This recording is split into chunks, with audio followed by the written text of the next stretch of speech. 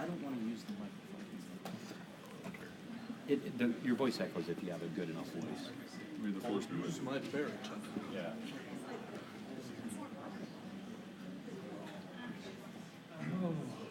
Yeah, I don't. One second.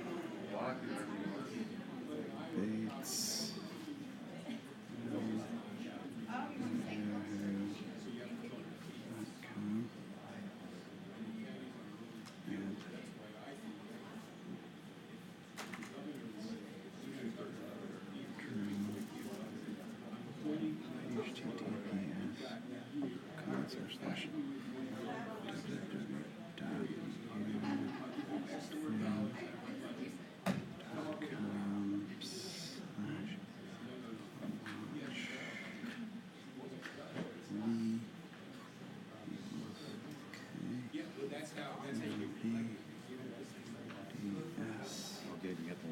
Yeah, but I don't have my email on this, so I couldn't just send it to you. Okay. So that's sorry.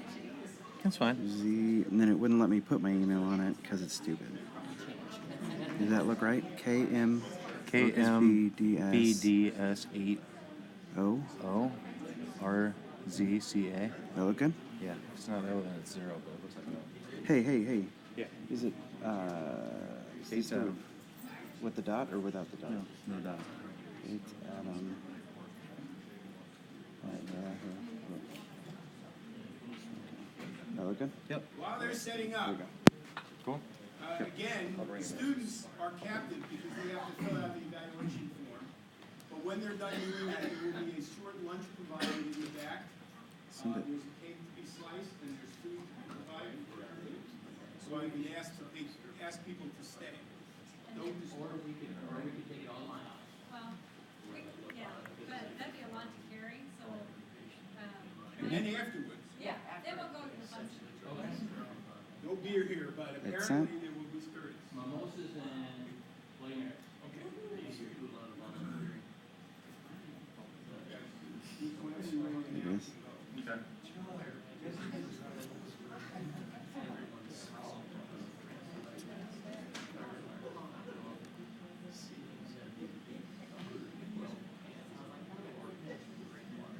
Yeah, right.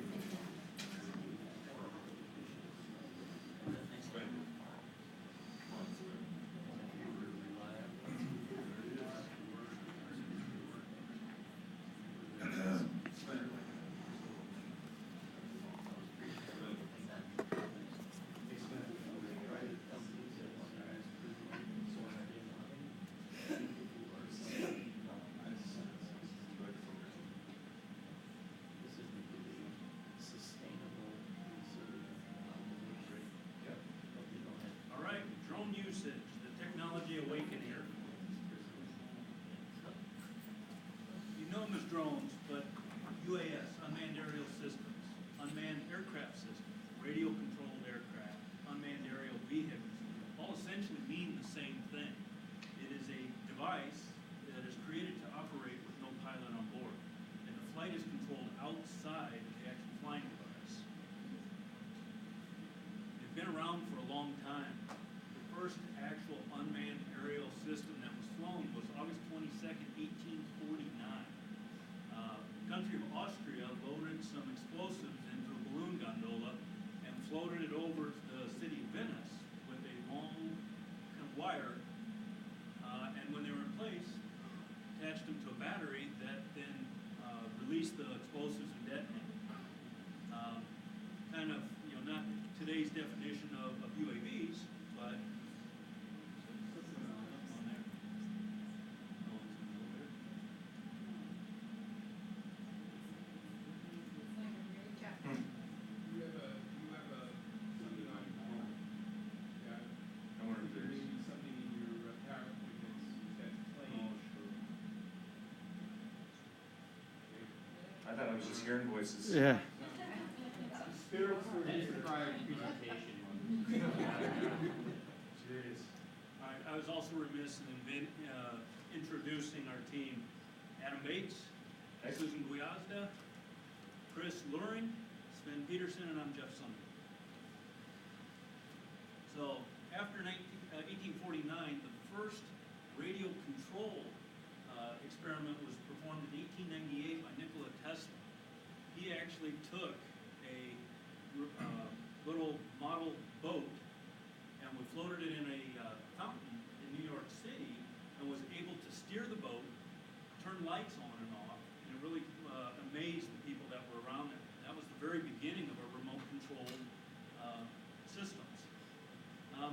The technology progressed over the next several years and was more controlling full-sized aircraft to begin with.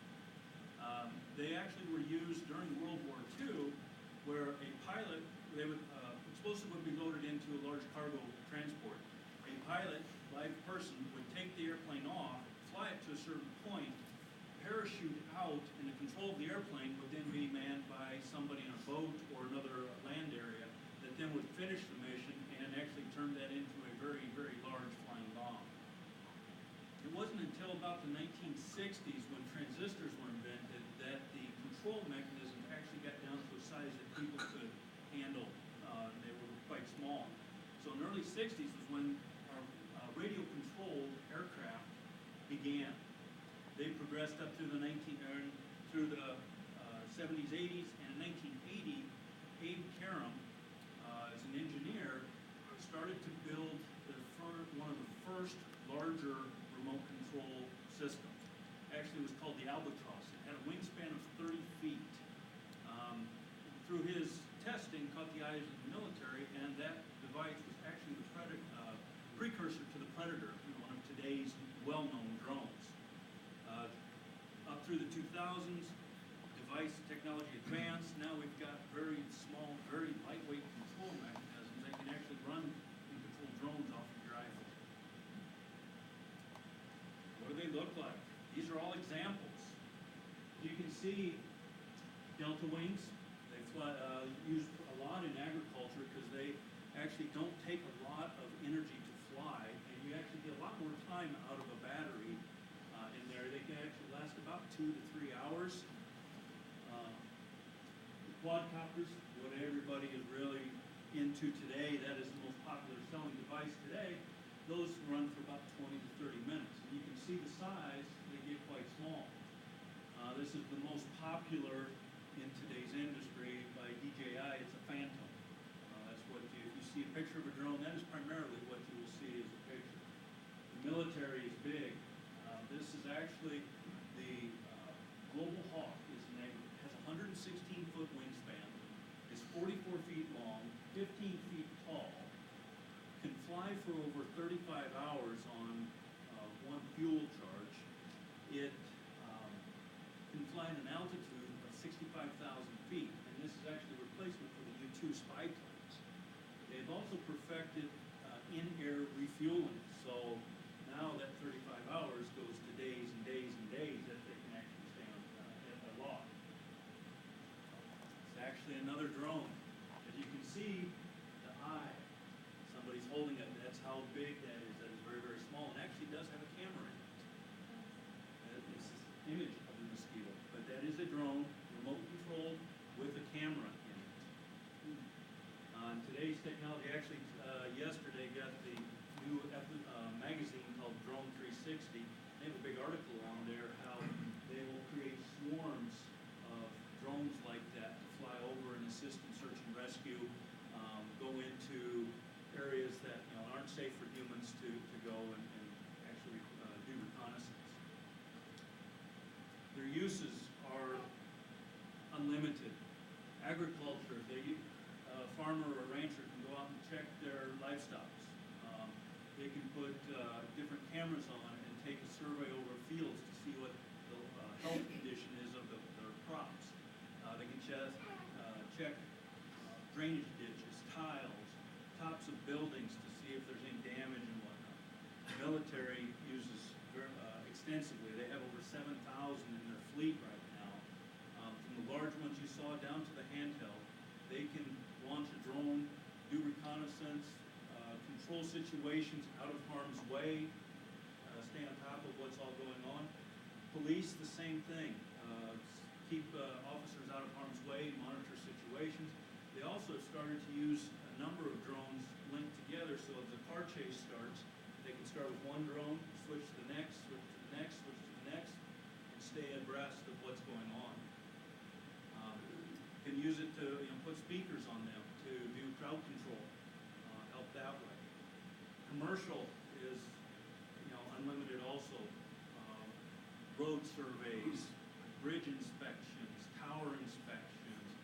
You've seen weddings, TVs are using a lot of drones. A lot of the images you're seeing are now from drones from above and was taking their full images that way. Recreational, just day to day, what we have fun doing. So a drone itself is not processing any personal data until you strap the video camera onto it. It's only really when you start strapping on the sensors where, whether it's a camera, thermal energy, whatever it might be, that privacy implications start to arise. All right, Jeff did a great job showing you what a drone looks like.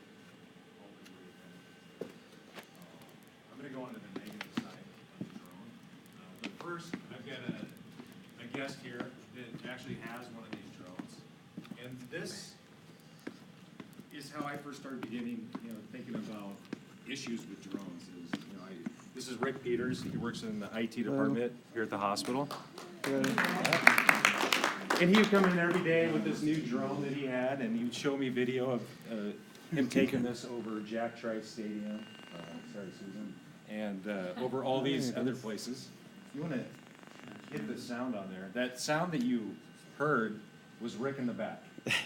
Probably. And that was a microphone. So this is a good example. What Jeff was saying is when you put a camera on this. It's a little behind. So this is lagging a little bit, but this is on YouTube and it's live streaming. So everybody's on the internet right now. So do you want to kind of fire it up? and Oh, show yeah, what yeah. it does? I can do some loops. We're going to have them fly around everybody. I could. And no, that's And much we're not time. going to have them take because that's going to be one of our other issues, which is the safety issue. It's a little behind. So this is lagging. That's good. You guys build a video. So we can stream that on the internet with the cameras. Look at this. See it there. How long did it stay alive?